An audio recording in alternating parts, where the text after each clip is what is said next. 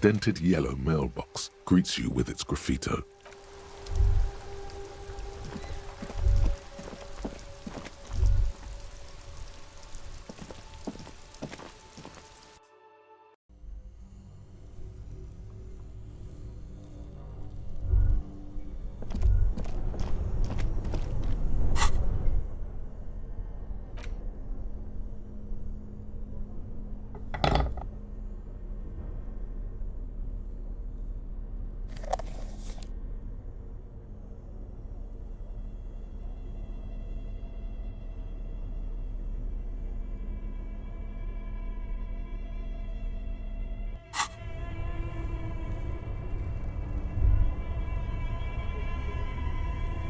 Both cables are unplugged from the breaker box.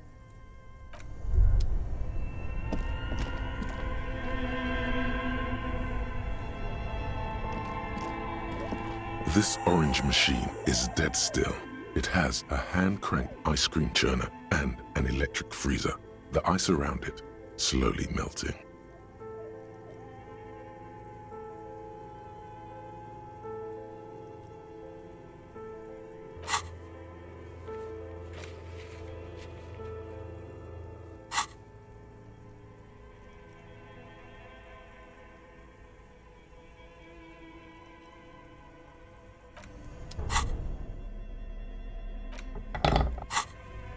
This orange machine is dead still.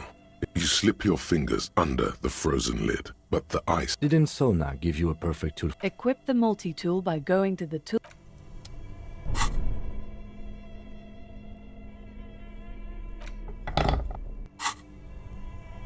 This orange machine is dead still. It has a hand-cranked ice cream churner and an electric freezer. The ice around it slowly melting.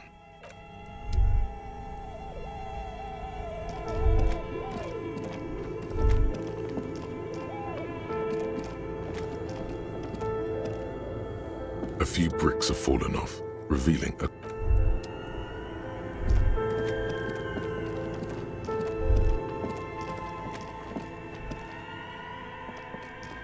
The beer's eyes are dead and empty. Ice inside the fridge slowly melting. The power has been cut off. A friendly cut. The paper still smells. Good question. I know. At least it's not... The fridge...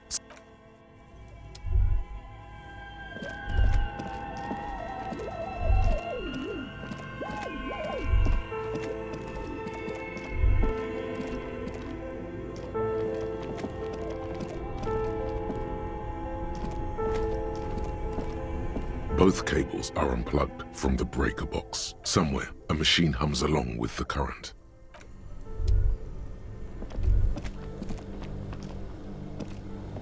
This orange machine is buzzing like an old... Only the black cable is somewhere in the dark. Something close to you dies with a soft... Very smart. Opening the lid should be much easier after the ice cream maker has defrosted.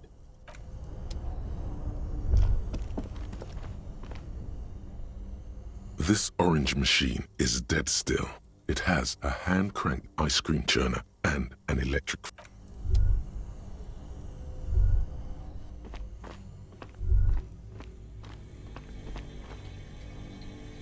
The bear's eyes are still glowing red, watching over all the ice cream. A friendly cut. The paper still smells of vanilla. Good question. I know. What is even... The fridge...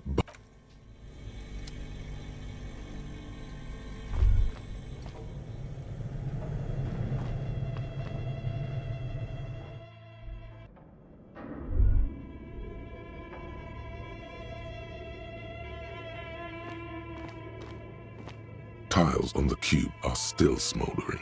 Nothing happened. Something's missing. There's no tape in the... It's empty, like the filament you have would fit perfectly inside the compartment. Like a smooth draw, the filament slides into place. The speaker comes to life. Good evening. Please repeat. Is this the production schedule? Good. Please repeat the password. Good. I've unlocked the production schedule. After ending the call, please press print to access the filament. Really? She just used the same password? Maybe those radio computer guys aren't that paranoid after all. Fortress accident. Is there anything else I can do for you today? Thank you. Tiles on the cube are still smoldering. Cast the filament slides out of its glowing nest. Nothing happens. Nothing happens. Like a smooth draw, the filaments, nothing happens. The speaker comes. Good evening. Please repeat. Good. Good. Really? Fortress accident. Thank you. Tiles on the cube are with a quiet determination. The printer starts printing, a piece of paper unfolding like a handheld fan. A black crisscross of letters covers its surface. It's a project report written by the lead producer, Andrew Andy Schott, about Whirl Untethered, a radio game developed by Studio Fortress Accident. The first few pages give an overview of the capital and workforce, while the rest of it seems to be a production schedule.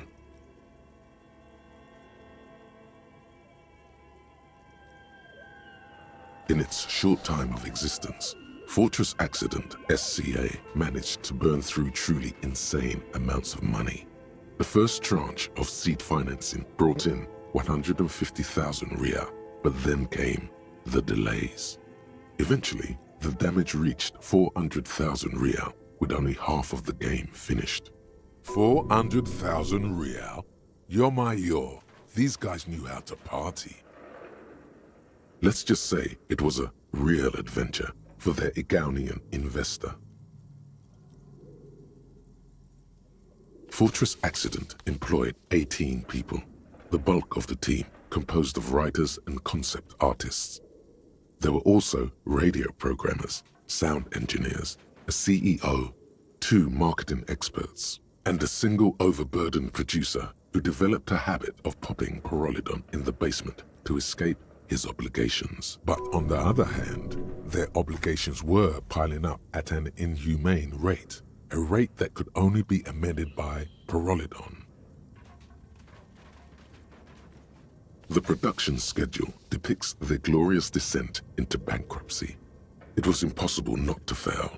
The project was too large, and no amount of money could satiate the ever-expanding ambitions of the development team. They tried to make a 4 million Riyal game with 400,000 in their bank account. They thought they could bridge the gap with pure willpower and imagination. They couldn't.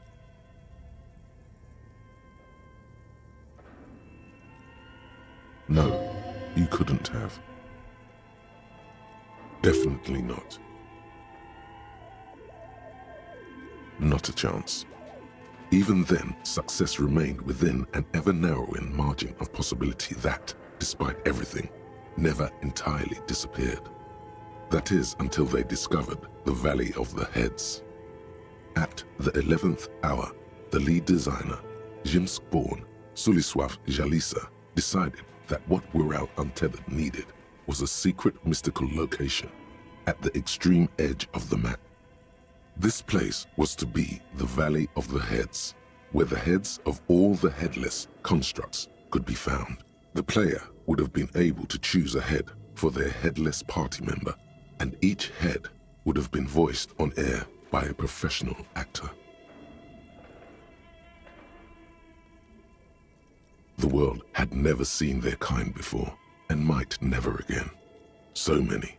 The last count, there were approximately 10,000 heads for 10,000 headless men, all of which could be endlessly recombined.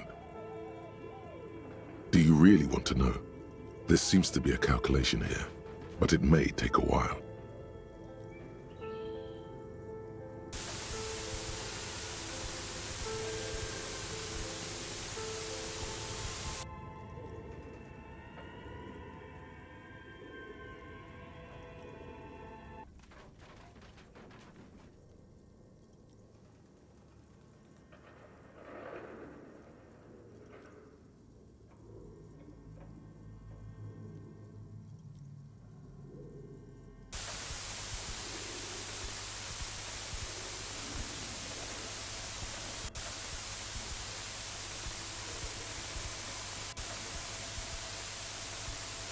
The lieutenant taps his foot impatiently, his arms folded tight against his chest.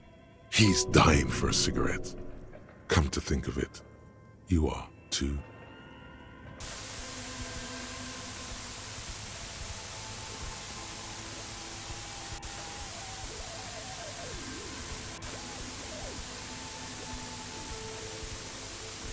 What if you broke the radio computer? What if it's never going to stop?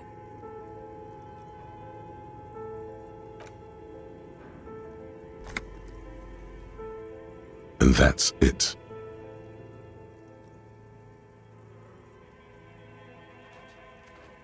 Well, yeah, that and the catastrophic data loss.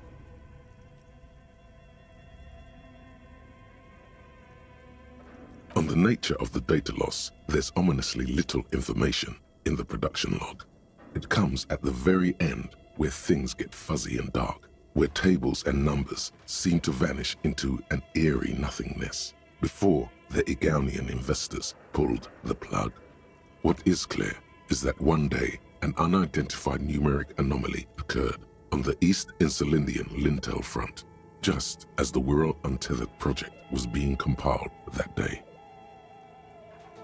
When the project was returned, it was completely blank. The team spent weeks on the phone with Lintel, the service provider, but despite their diagnostics, they could never produce a satisfactory explanation or pay for the loss.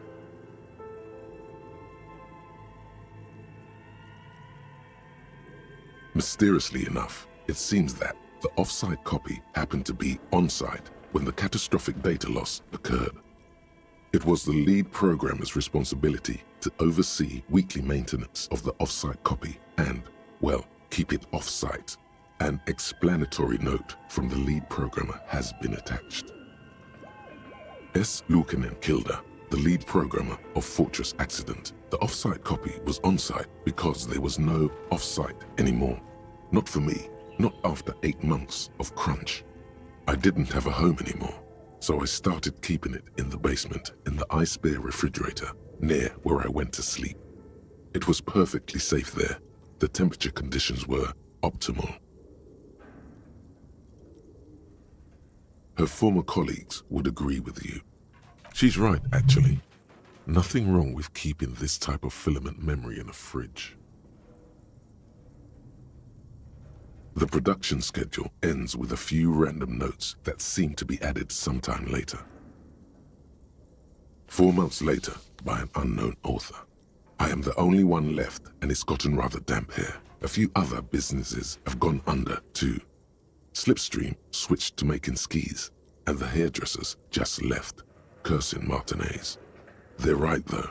Something's seriously wrong with this place. Martinez, all of it. Still haven't got an answer from Lintel about what happened. All I could get were the physical coordinates of the error on the East Insulindian front on that day. Since the computation happened on air, I reckoned it had to coincide with an actually existing location. I have compared the coordinates to a map of Revachol West. Turns out it's only 800 meters from here. The address is Saint-Brun 1147. I am going there to look this thing in the eye.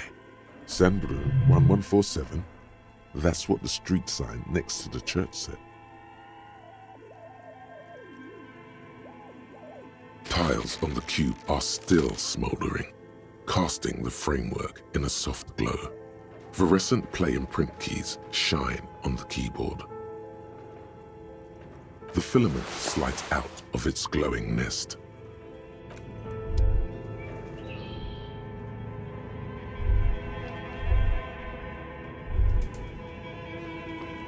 Your flashlights, some of the writing has faded with it. This old fireplace.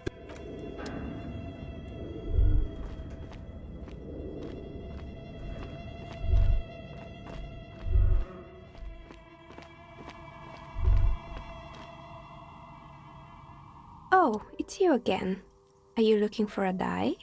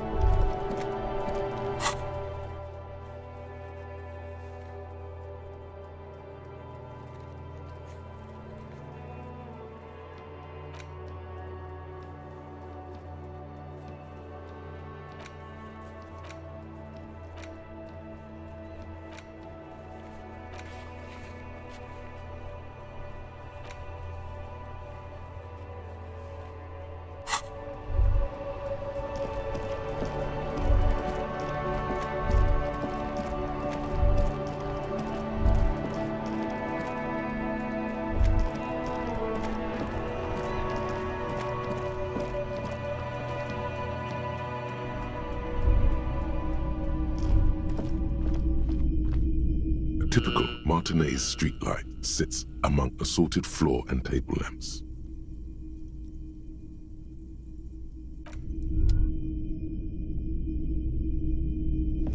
Hello again. How can I help you?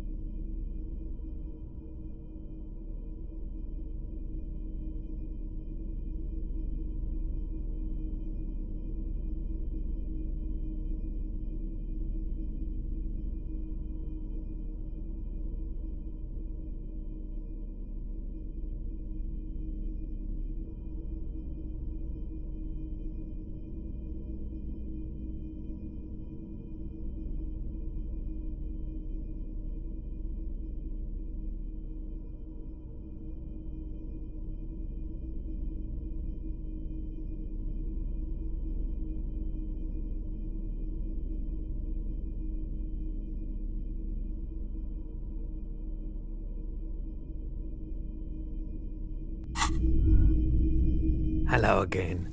How can I help you?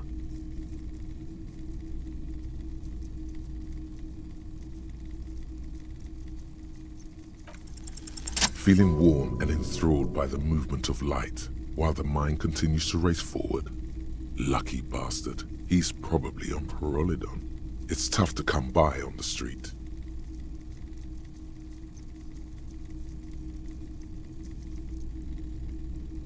A drug developed by the military to treat and prevent radiation sickness. It has psychedelic side effects, and it makes your eyes turn yellow.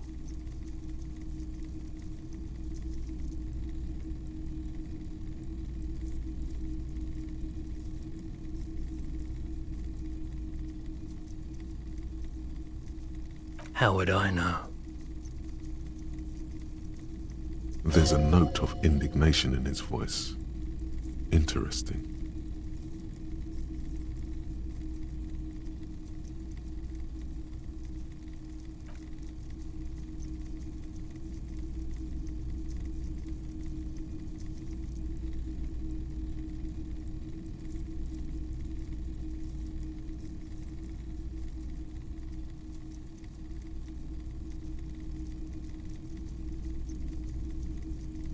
Perolidon is just something since the People's Power disaster. I was with the Emergency Relief Brigade. Had to take it for radiation sickness. He's taken it for mental and emotional, not physical pain these days. A bad idea. Some poor leftist built a particle decay generator in hopes of bringing affordable electricity to underserved communities. It malfunctioned. Radioactive waste everywhere. Probably some of it in you too.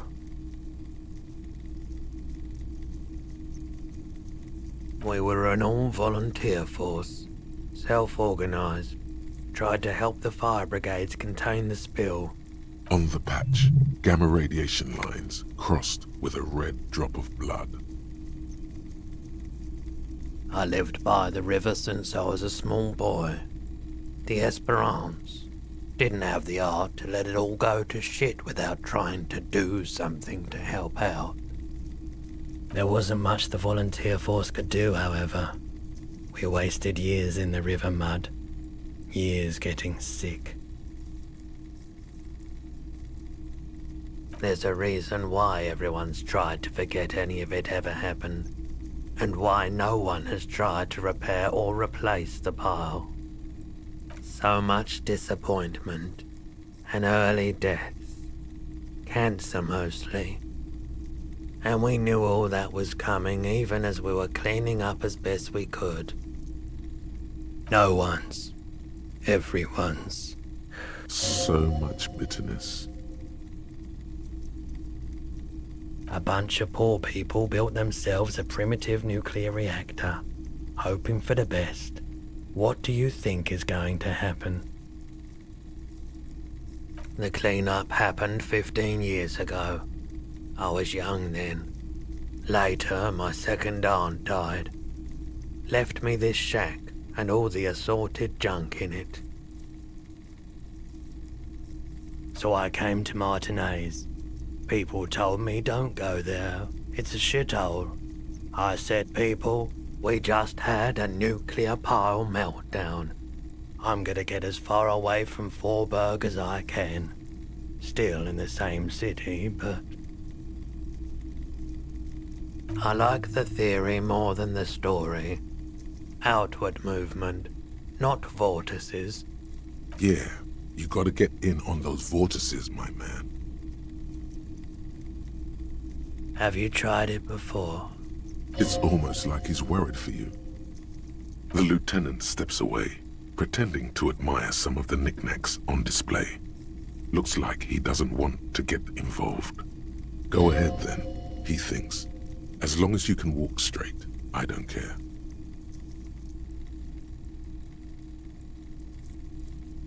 If you say so.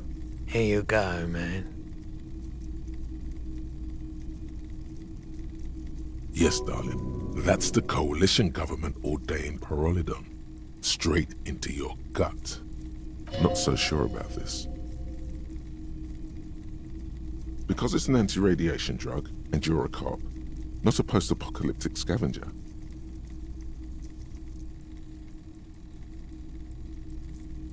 Of course.